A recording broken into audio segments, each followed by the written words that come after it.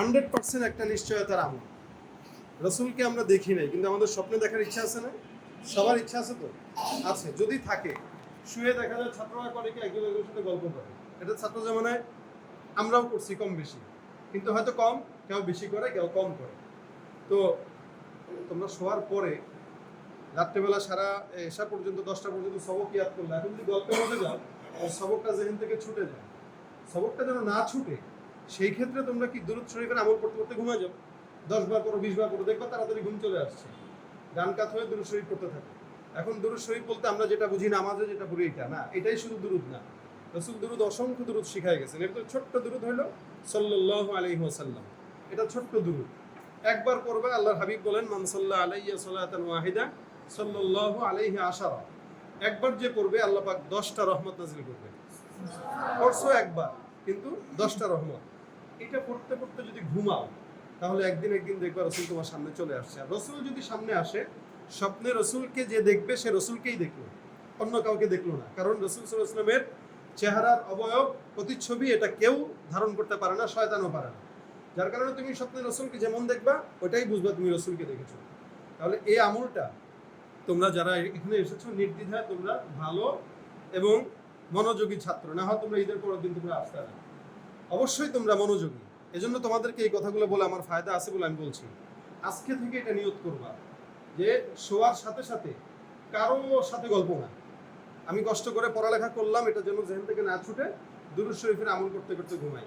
তুমি যেদিন রসুলকে স্বপ্ন দেখবা সেদিন আমাকে বলবা, অথবা হুজুরকে জানাবা যে হুজুর ওই আমলটা আমাদের কাজে দিছে, এই আমলটা কাজে দিছে। আমি ছাত্র জামানায় শুধুমাত্র তোমাদেরকে এটা উদ্বুদ্ধের জন্য বললাম, তাজরিবা থেকে বললাম। আমি যখন সারাবে গায়া পড়ি, আমাদের এক উস্তাদ ছিলেন আতাউল করিম মাকসুদ, আজকে জেলখানায় আছে, আল্লাহ পাক ওনাকে অতি তাড়াতাড়ি মুক্ত দান করুন। আমিন। হুজুর থেকে আমি এই আমলটা পেয়েছিলাম।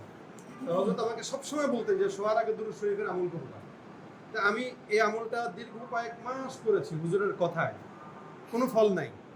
তো একদিন জুমার দিন আমি সকালবেলা সূরা ইয়াসিনের আমল করে জুমার নামাজ, ঈদের ফজরের নামাজ শেষ করে সকালবেলা সূরা ইয়াসিনের আমল করে পরে ঘুমাইলাম।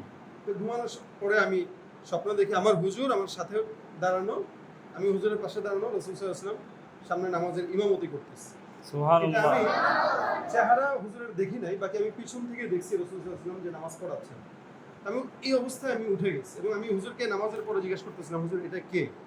তো মাকসুদ সাহেব হুজুর আমাকে বলতেছিলেন ইনি আল্লাহর রাসূল। তা আমি না ঘুম থেকে উঠে সাথে সাথে হুজুরের কাছে চলে গেছি, যে হুজুরকে আমি জানাইছি হুজুর এই বিষয়। তা হুজুর আমাকে সাথে সাথে আমার চোখে চুমা খাইলেন। হুজুর আমার চোখে চুমা খাইলেন, বললেন সাইদ এটা আমার ভাগ্য যে আমি তোমাকে আমল শেখানোর দ্বারা তুমি এটা করতে পারছো। এবং একই দিনে হুজুর নিজেও জুমার পরে ঘুমায় রাসূল সাল্লাল্লাহু আলাইহি ওয়াসাল্লাম। হুজুর তো অসংখ্যবার দেখছেন, কারণ হুজুর নিঃসন্দেহে একজন বুজুর্গ মানুষ এবং হুজুরের পিতা অনেক বুজুর্গ। যারা আল্লাহওয়ালা বুজুর্গ এরা রাসূল সাল্লাল্লাহু আলাইহি ওয়াসাল্লামকে স্বপ্নে অহরহ দেখে, কিন্তু আমাদের চোখ তো নাপাক, আমরা আমল করলে দেখতে পাই, আমল ছাড়া দেখতে পাই না। আর ওনাদের আমল তো দায়েম থাকে, সব সময় ওনারা করে। তো এটা হচ্ছে একটা তাজরিবার কথা আমি বললাম। তো এটা তোমাদেরও দেখা উচিত। রাসূল সাল্লাল্লাহু আলাইহি ওয়াসাল্লামের স্বপ্নে যুগে যদি কেউ দেখে তাহলে আল্লাহ পাক তাকে জাহান্নাম দিবে না, এটা অবশ্যই সত্য একটা কথা। ছাত্র জামানায় থাকতে আমল করা যায়, আমরা এখন অনেক দুর্বল আমলের ক্ষেত্রে, যার কারণে এখন আর দেখি না। এখন হাজার চেষ্টা করলেও পারি না, কিন্তু ইচ্ছা এখনো আছে, কারণ রাসূলকে দেখবো না, কে না চায় এটা। তোমরা যেহেতু ছাত্র আছো, তোমরা প্রতিনিয়ত শোয়ার আগে এই আমলটা অন্তত সবসময় করবা। আর ফজরের নামাজের পরে যখনই সময় হয়, কোনো একটা বিপদে পড়েছো রাসূল সাল্লাল্লাহু আলাইহি ওয়াসাল্লামের দুরূদ পড়ো, কোনো একটা ঝামেলায় পড়েছো দুরূদ পড়ো, একদম আল্লাহি দুরূদের আমল করার চেষ্টা করো, দেখবা বিপদ আল্লাহ পাক দিবে না। যে কোনো বিপদ আসবে আল্লাহ পাক বিপদ থেকে হেফাজত করবে। এটা হলো রাসূলের দুরূদের অনেক বড় একটা ফজিলত। এই জন্য পড়ালেখার পাশাপাশি নিজের জেহেন জাকাওয়াত এগুলো ঠিক রাখার জন্য বেশি বেশি আল্লাহর পাশাপাশি রাসূলের উপর দুরূদ পড়া, এই চেষ্টাগুলো তোমরা করবা। যেহেতু তোমরা এই মাদ্রাসার প্রাণ, অসংখ্য ছাত্রের ভিতরে তোমরা অল্প কয়েকজন ছাত্র এখানে আসছো, অল্পও বলবো না, মানে বেশর্ধেকই চলে আসছো। তোমরা তোমাদেরকে কিছু বলা, এটা একদম খালি বলা না, কোনো পাত্রে জিনিস ঢালা। এই কারণে আমি তোমাদেরকে বললাম, আল্লাহ পাক তোমাদেরকে জেহেন জাকাওয়াত আনোয়ার শাহ কাশ্মীর রহমতুল্লাহ আলাইহির মতো দান করুন। আমিন। উনি একটা জিনিস পড়লে 40 বছর মনে থাকতো, যে কোনো পড়া লাগতো না, উনি খালি মোতালা করতো, পৃষ্ঠা উল্টাইতো আর 40 বছর মনে থাকতো। এই বিষয়টা অনেক গুরুত্বপূর্ণ। এই জন্য তোমরা দুরূদের আমল করো, পাশাপাশি কোরআনের সবসময় কোরআনের সাথে লেগে আছো। তোমরা জানো আমাদের মাহফুজ আর এন্তেকাল করেছে, হয়তো তোমাদের হুজুর মাদ্রাসা খুলছেই তো হইল একদিন।